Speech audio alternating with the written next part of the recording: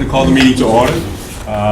This is July 12, 2016, meeting of the Winthrop Town Council. Council Clerk, if you could take the roll call. Council Ingman. Here. Council Calla. Present. Council Sanford. Here. Council Boncory. Council Barone. Present. Council Boyage. Present. Council Del Vento. Yep. Vice President Lettieri. Yep. President Driscoll. Here. Thank you. Thank you. First order of business is to accept the minutes from the June 21st Town Council meeting. They've been circulated. Has everybody had a chance to review them? Motion to accept. Motion to accept. Have a second? We need to abstain. Second. Okay, and a second, an extension from Councilor Calla. Abstention. Extension from Councilor Terry. All those in favor say aye. Aye.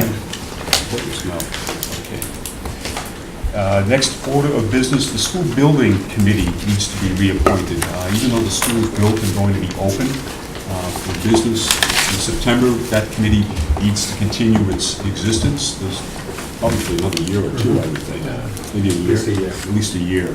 There's be some follow-up with the construction folks. So I need to reappoint the committee. And so I'm going to read the names of the people on that committee who want to be on it, continue being on it. So let me just read their names and I'll take a motion. Mike Perez, Rich Sifuni, Karen Chavez, Matt Crombie, Vincent Crossman, Robert Demento, Barbara Flavin, Monica Ford, Paul Giella, David Gerard, Richard Lawton, James Lettieri, John Macero, James McKenna, Gary Scarmero, Frank Woods, and Ron Becky. All of those folks need to be reappointed, so I take a motion to reappoint those folks. Motion to reappoint. Second? Second. All those in favor?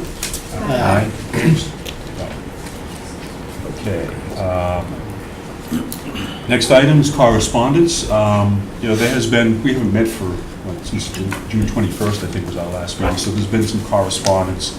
Some of it's been, we see a number of people either verbally or emails or phone calls talking about Cottage Hill and the project up there, and I thought, Steve Calla, DPW Director, if you wouldn't mind, could you give everybody an update on that? Absolutely. Good evening.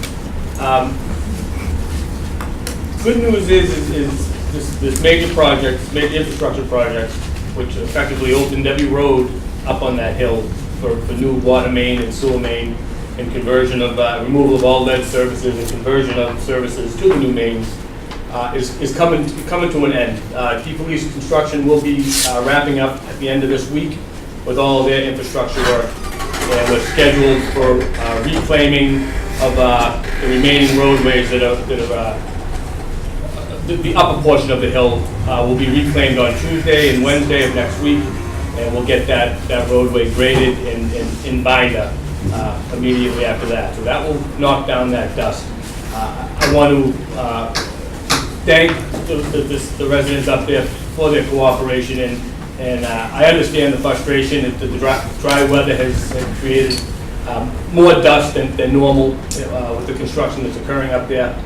But it's a major improvement for that part of town. They will have all new roadways and sidewalks, and it'll look like what you see over in the Woodside to Pico area, which we get a lot of positive feedback. So again, with construction comes inconvenience, and we thank everybody up there for their patience.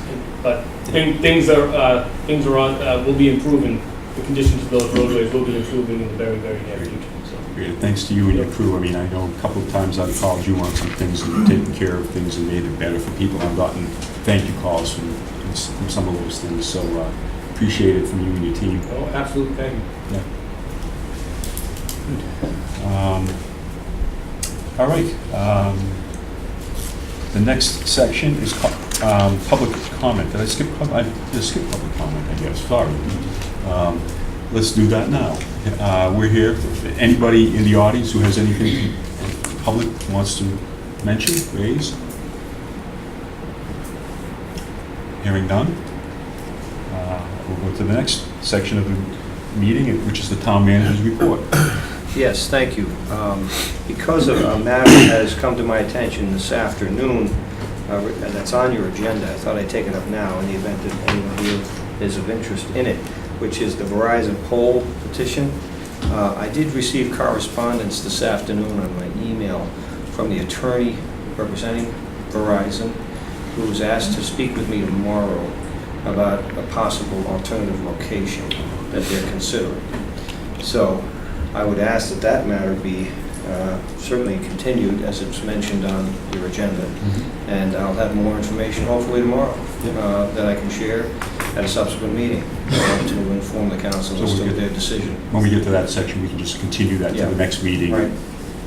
Again, if we need to Yeah. later with that meeting. Yeah. Okay. So a lot has happened since the last time we spoke, particularly a very favorable vote for Miller Field.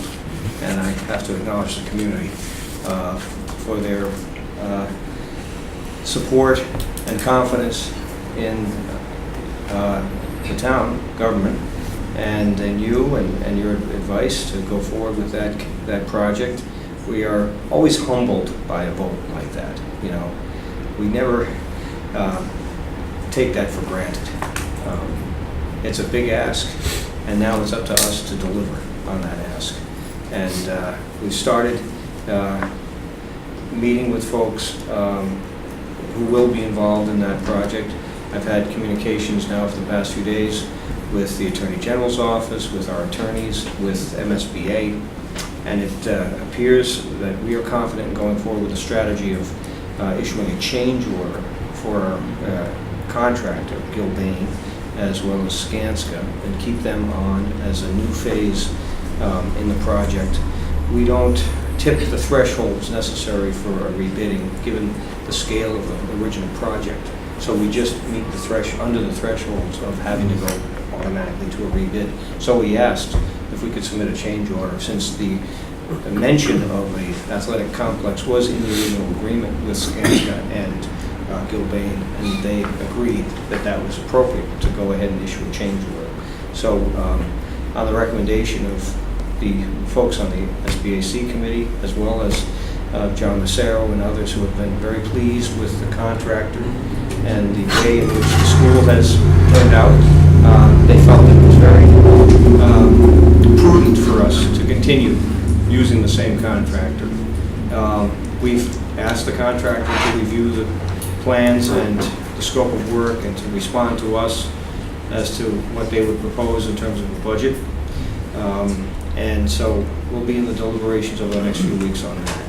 And I'm fairly confident that we'll be able to achieve the full scope of what we have told the town we will do within the limits of the financing available to do that. So that said, we've got a lot of things to look at over the next few weeks.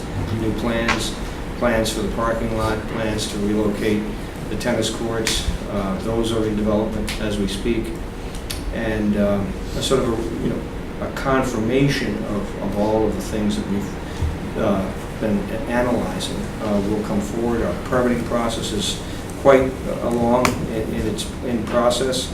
We received a recent update from our engineer that gives us a much better read on the prospects of those permits, which I think are very favorable and should hopefully be completed by sometime in and around September, if not shortly thereafter. And that means that we'll have an aggressive construction schedule going forward. So we're grateful that the folks on the SBAC committee are willing to stick around. Now that they're reappointed. Right, and continue as they have been. Such a wonderful committee, and have done yeoman's work, to say the least, on what they've accomplished, and they're willing to continue to do that. It's just a real, a great statement of commitment to this community. So all that's now in full force and effect, and we're going forward with a Miller Field construction project. So I'm happy about that. Good news. We are attempting to get to you folks what you've asked for, which is a spreadsheet of reporting on all the projects that we're doing as the various departments.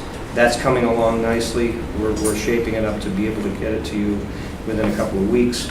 A lot of details going into this, but I think what you'll find is a one-source document to keep you abreast of everything going on.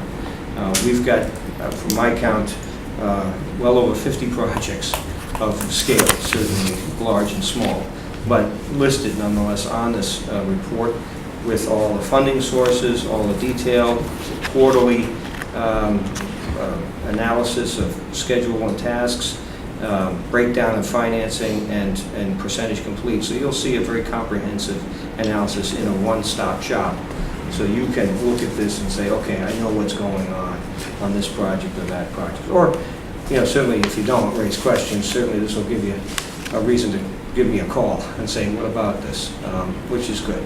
So it's really, a tool for you and a tool for us to be accountable to what we say we're going to do and when we're expecting to deliver that. So that's well in process, and I'm grateful for the department heads to help me develop that tool.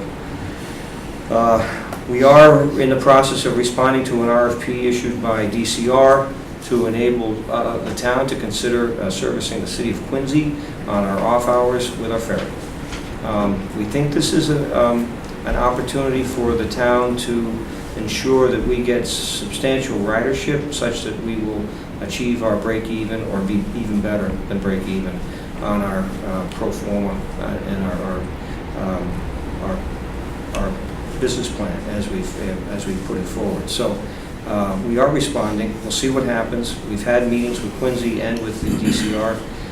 It seems like it's a shoe that will fit for us in a modest way, that we may be able to provide 1 or 2 rides a day from folks from Marina Bay to Rose Wharf and not have too much difficulty with our own schedule. So that's in process, and the conversations are continuing. We may start that in August, assuming that we do get a certificate of conformance from the DCR.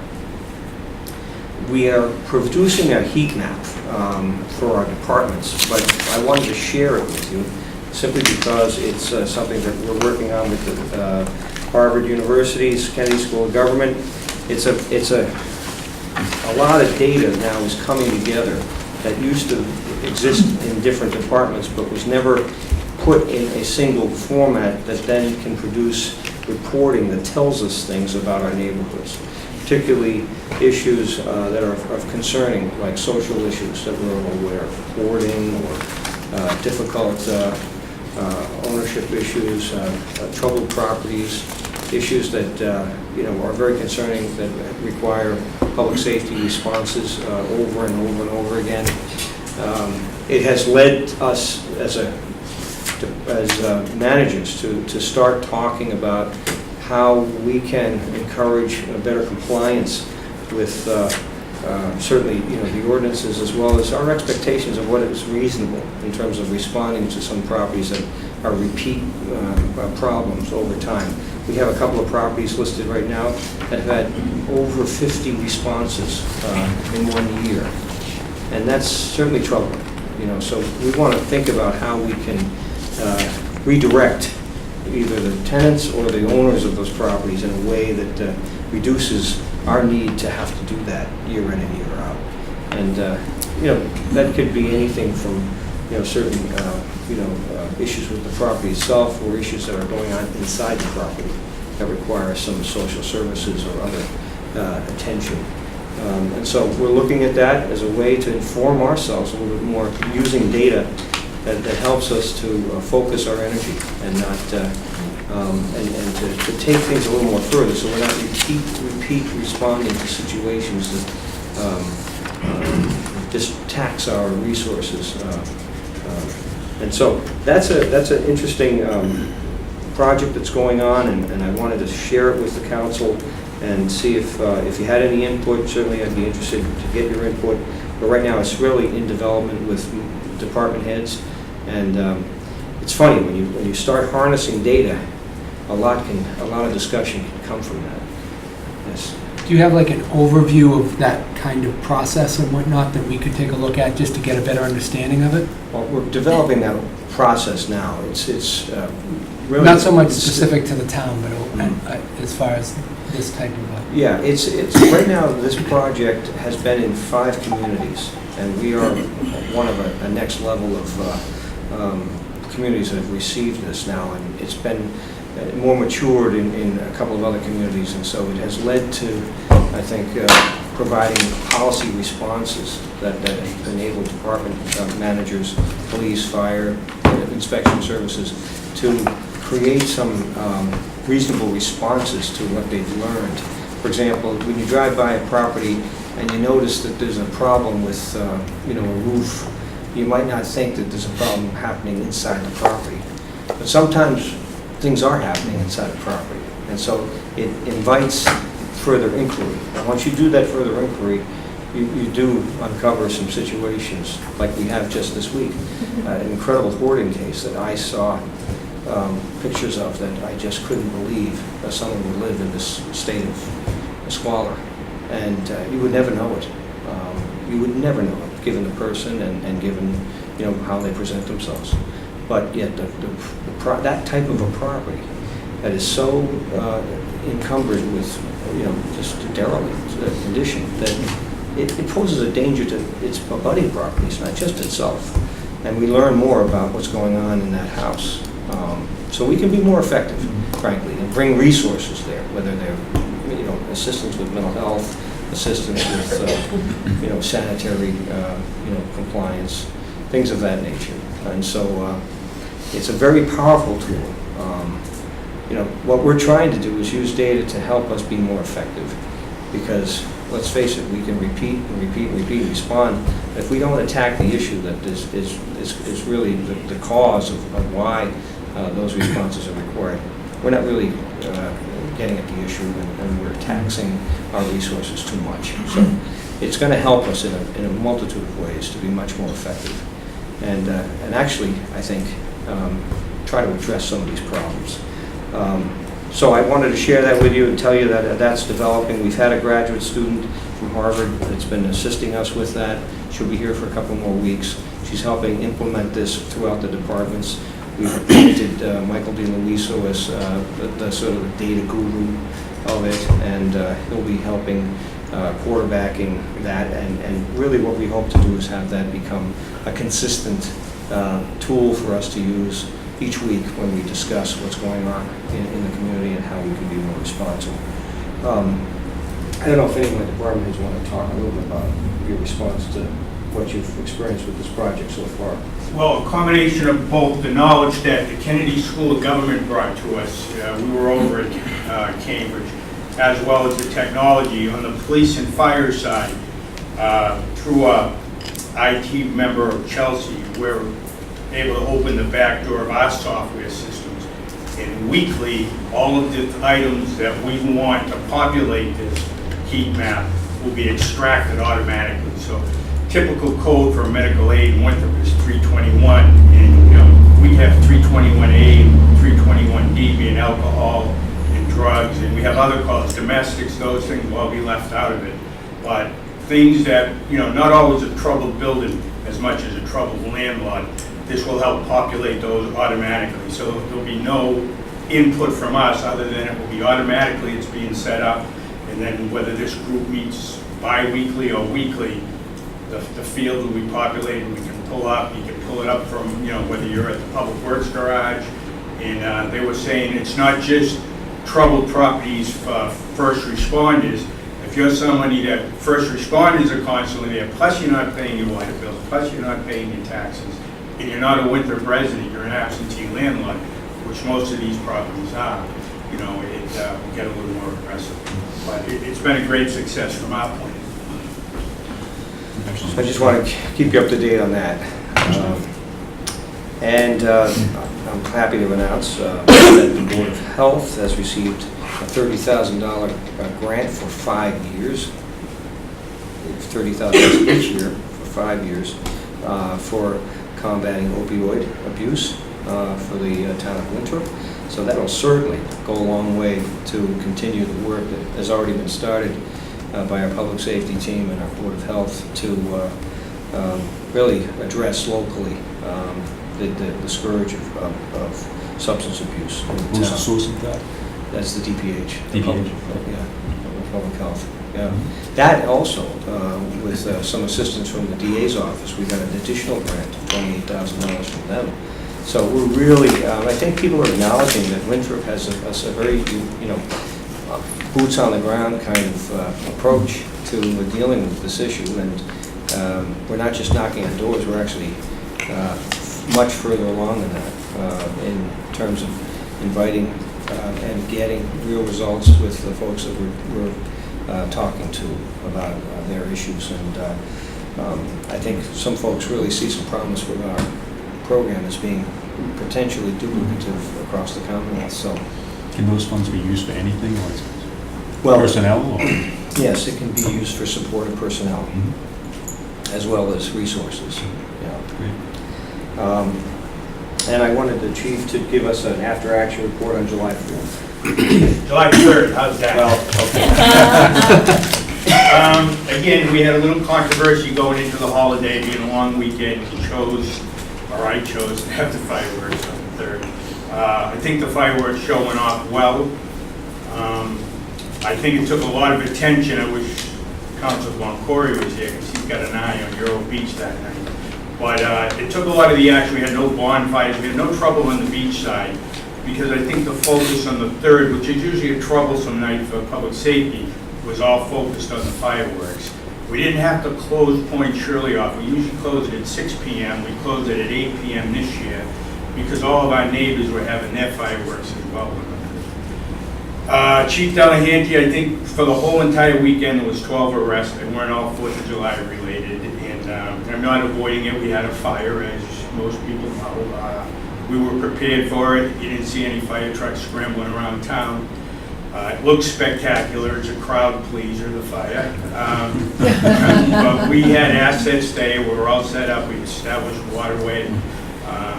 But it's tough getting through the weeds. We had 13 fires. And, it took a few minutes to get to each one, but we had plenty of water. We had help. And I think the 4th of July, even the Point residents, in spite of the fireworks being on the 3rd, enjoyed a very nice, quiet 4th of July. They had Euro Beach to themselves. I think overall, and I'm not responsible for the weather, but it was terrific. Well, they were great. Fireworks were Very It was nice, yeah. spectacular. Yeah. And Really. again, I have to say, I'm the guy that's lucky enough to chase the money, but it's Mark down the marketplace who lets me set up. We make eye contact with people. They can't get by the registers without buying a T-shirt. It's Mr. Lacerdo who brings his cans up once a week because they're full at the marketplace. And it's Massport, but Massport, they're the major sponsor, but they only come up with a third of the dough. It's the local residents, the $10 checks, the $500 checks. So it's really a town-wide effort, and I think it turned out nice. And I think it's nice moving forward to have our fireworks in the town. We don't have to go anywhere. It's a safe place to have them. It was a great weekend. Great. Thanks. And I'd like Mike Perez to give us a little bit of a year-end close status report, if you could. So the year has closed. We're now into fiscal year 17. We have everything set up in our financial system with respect to the new accounts that we created as part of the budget, just being a lot more detailed in how we're tracking expenditures. So that's online, and we'll be starting to see how that's working with departments. In terms of financials for the end of the year, we don't have the final results for FY16 yet. Departments are still able to do some spending in the prior year as long as it was something that has been encumbered and that it's an appropriate expense that it was for the prior year, but just the invoice hasn't come or some situation like that. So we don't know exactly where we are, but generally speaking, things are looking good. The revenues have been very strong, and most departments are coming in under budget. We had a couple of transfers within departments, so just moving from one line within a department to another to cover some deficits in lines. And then there was one very small transfer before you today that needs attention, but that was less than $1,000, so doing pretty well across the board. that's fine. Just one question. Councilor Tierney? Back to the Miller Field, I think it's awesome, fantastic that we're able to keep Gilbane and Skanska. They've done an unbelievable job. Question on the tennis courts parking, is that something, can you give us a time frame on that? We kind of know the time frame on the field itself, but on the tennis courts, is this something that you're trying to get done since it was shown to be a need? Is this something we're trying to get done soon? Yeah, I would say so. In fact, the plans are in development now. I would submit that we want to see that parking developed as soon as possible, simply because it's so important to have that in place for obvious reasons, as soon as we can. And then, obviously, we've got to continue to file, I think, a notice of intent on Ingleside. So that has some permitting to take place before we can tell you absolutely when. But our effort is to move on that aggressively so we can plan and have that under construction as soon as we can. And just to follow up, is by as soon as you can, I mean, I don't know what type of vehicles and stuff it's going to take to do that project, but I mean, during the school year, you're trying to get it before the school year starts? I think is it that that's quick going to be that it part of can the be- conversation of Okay. the construction folks to really be mindful of the logistical challenges. Certainly the use of that park is a critical issue for the community.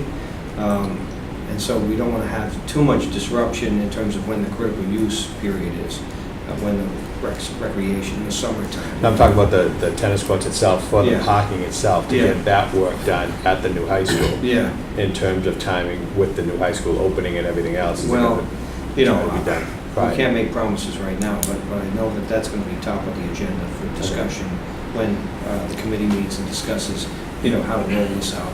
But I would imagine that we need to have that done as a preliminary matter and not have that come later, simply because we'll need that area as much of that area as staging as possible for the field construction. So we'll take all of that into consideration and not try to be as least disruptive as we can be for the students going into the fall.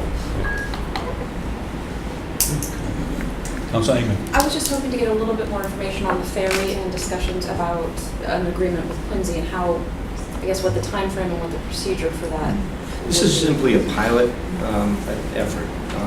They approached us, and asked us, gee, you have a boat, we have a facility, what do you think? And we went down there, took a look at it. It's a DCR facility. Certainly, DCR has to do some things to make that. They have 1,000 parking lot right next to Marina Bay. That's underutilized. Quincy has folks who are taking their cars and driving south to Hingham to get on a ferry to go to Boston every day. Hundreds, in fact, of people. So there's a real need there. So they asked us to consider it. We approached DCR and said, can we land there? DCR said, we have to let this out for any provider to propose a response to ferry service for that facility, because it's a state facility. So it could be that we are allowed to do this. It could be that we're not allowed to do this, depending on who else responds to the RFP. We're responding to it to the minimum that we can, and not have it conflict with the town's schedule, and to allow us to provide something that's reasonable in terms of service. We right now, the key is Rose Wharf. You can only pull in there so many times a day. You have so many vessels that pull in there, and they're a lot larger than ours. So it's awkward sometimes during certain times of the day. So we had to go to them and say, what other options could you provide us to enable us to provide service for Quincy? And they did identify 2 times in the morning and 2 times in the evening that we would be able to do it. That fits within the open slots for our manpower right now. So it looks like we can do a very modest program with Quincy. Nothing huge or nothing beyond just a modest approach right now. And considering it's only a pilot project, we're not trying to make promises we can't keep. So we want to really just be fair to ourselves and fair to Quincy and say, look, maybe we can go there 2 at most times a day and provide some service to Marina Bay, but we'll see what happens with that. And then if there's a large response, certainly that invites further consideration. Councilor Biaggi? Do you have like, similar to how you provided a cost analysis of like break-even points, and do you have anything like that for, with Quincy and the fuel that you're gonna need and whatnot to tell us if, you know, what you need? We'll have that fairly soon. Particularly, the experience is really what tells you what happens. They're estimating that we see anywhere from 50 to 60 people at least to go there, but we want to see that in reality. And certainly, our fuel consumption on the vessel has been far more efficient than we even thought. So, and the time, this is a very quick boat, it's a very fast boat. So it's only 12 minutes from Quincy to Rose Wharf. So it's a very easy thing for us to do, particularly because our boat doesn't sit very low in the water. And we're probably the only vessel around, other than one other vessel that we know of in Boston Harbor, that can actually service this one point. We think we can do it without breaking a sweat too much for our organization. We have the time and the manpower to do it. They're already on payroll. We're already in operation. We're going to give it a try and see how it goes. We know that in recent days we've had a lot of interest in trips to Spectacle Island. Folks are coming from out of town to take our ferry to go to Spectacle Island, which is a very promising book of business for us as well. So we want to see how things grow. The point is that we want to be able to be successful, do better than break even, and be sustaining going forward.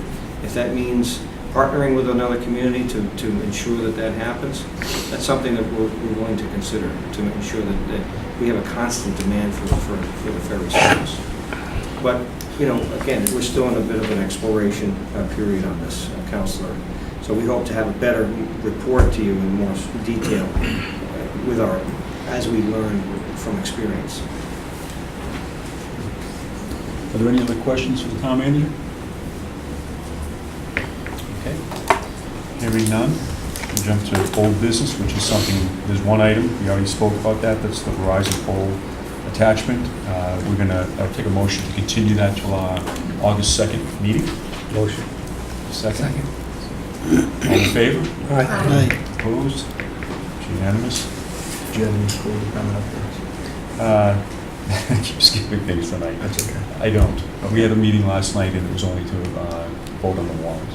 So there's no other update from the school. Under new business, we do have, as Michael mentioned, the CFO mentioned, there's one item that I'll read this motion. This is really just an adjustment for the year end. And the motion is in accordance with Mass General Law, Chapter 39, Section 16, year-end transfers. I move that the Town Council transfer the amount of $1,025.34 from the Town Council Reserve, number 0111052-576100, to two different accounts. Account number 0113151-51100, grants personnel in the amount of $565.15, and the second account 0115152-544350, the town attorney account in the amount of $460.19. Or take any other action relative thereto. No motion? Make that motion. Second? Second. All those in favor? Aye. Opposed? It's unanimous. Under new business, there really are three things listed, but they're really one thing, and that is reviews for the town council clerk, for the town manager, and for the town clerk. And the council has the responsibility of creating those reviews. We're a little bit late on that, actually, but I just distributed to the committee on committees, which is the committee that does those. I distributed a form that's been used in the past for you guys to review.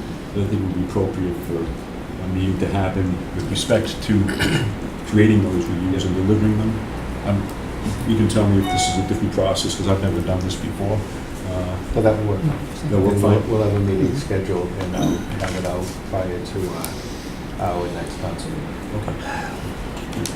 That sounds great. So that takes care of those three. The next one is the Ordinance Review Committee has provided a report to the town council of all of their work over the last year or more. And I would like to refer that, to have that meeting happen on August 2nd. I mean, have a discussion about that on August 2nd and invite members from that committee to come and present the high level, I guess, of that report. It's a long, deep report, a lot of things in there. It's great work, a lot of hard work went into that that product, and so I thought it would be best. Everybody has a copy. I think we distributed them at the last meeting. Does everybody have a copy of that? Okay, I wasn't here, so maybe somebody has one. Okay.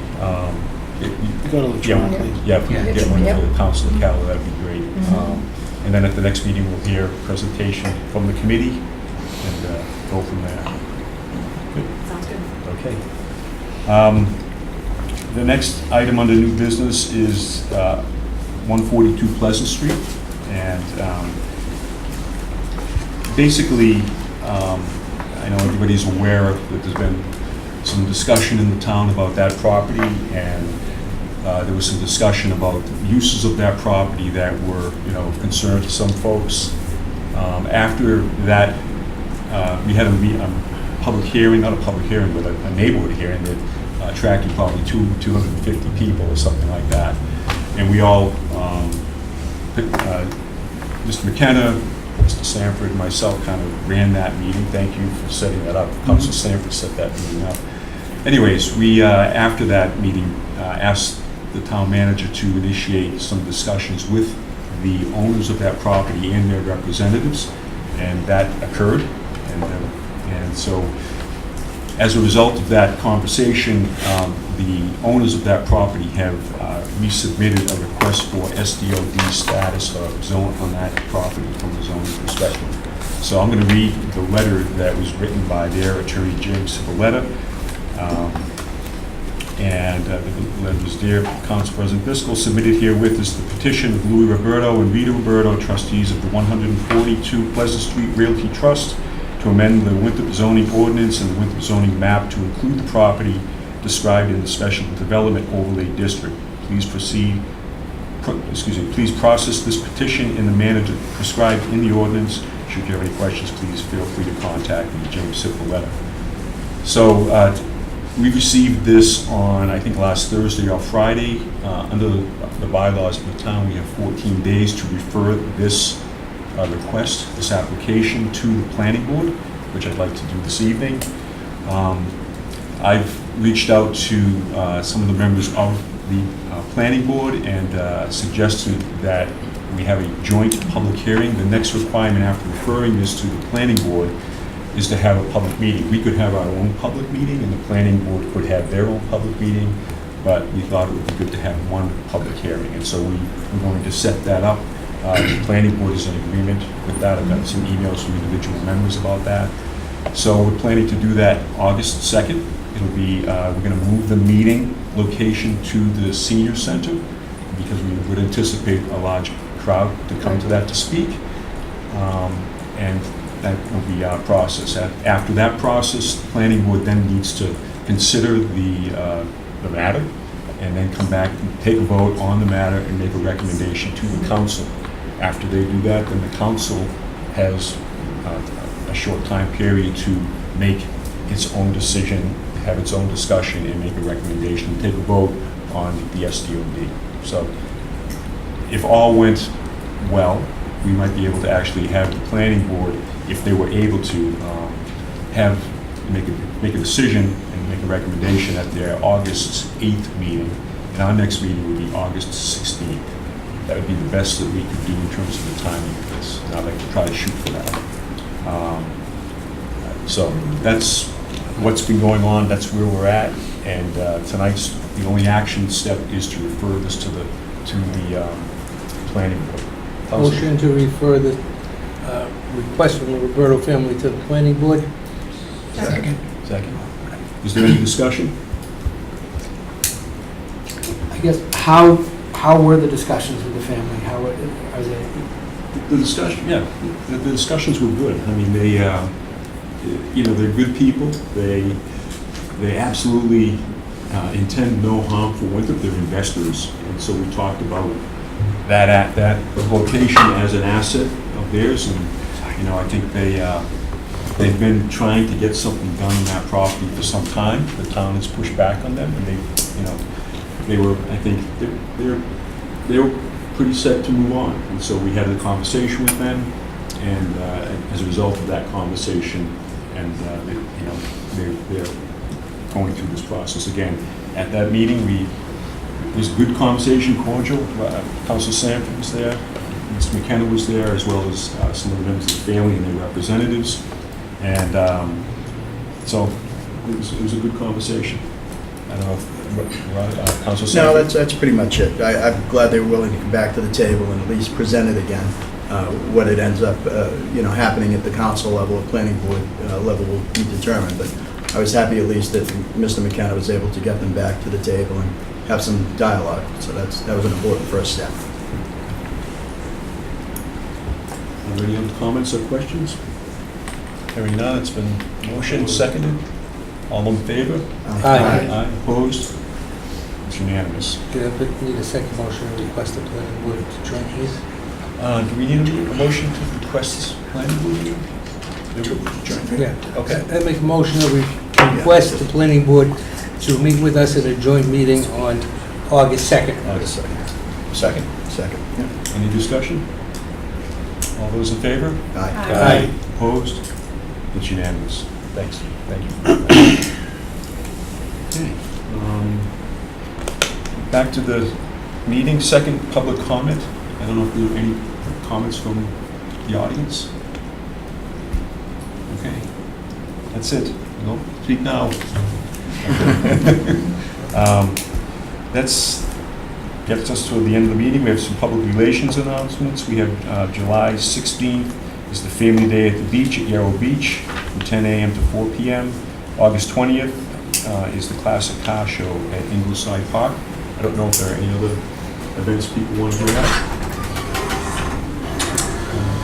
Well, not an event coming up, but Viking Pride did a tremendous job with their event at the new high school. I think we had over 500 people slated up to take tours of the high school, and it was a fantastic response. And I don't know the exact date, but I know the school department, was that talked about at all? There was going to be another date, late summer or early fall, for the public to go view the building, and I'm not sure the date. I just looked at their website, but it wasn't on there. But It's one for parents and students. they are, but they're having something for the public. It's a beautiful building, and you don't hear it often when it's on time and under budget a little bit, so it's a great job, and it's a beautiful building. I encourage people to try to take a look at it. September 22nd. September 22nd. I think It'll be a public viewing for the town. I think that's the day that they're having an event in the evening at 6 p.m. on that day. The And that's gonna be dedication. The dedication, yeah. Don't you, that day Yeah, or but I something think there's else? also a public viewing, but that's That's happening, yeah. Okay, good. The council is going into executive session to discuss strategy with respect to contract and litigation negotiation matters. Discussion of these matters in an open meeting could have a detrimental effect on the contract litigation negotiation matters process. Matters to be discussed in contract and litigation negotiations, and the council is only going to return to adjourn. So, with that said, I thank you all for coming. Thank you for listening. And Motion to go into motion to go into executive session. To roll call vote. Roll call.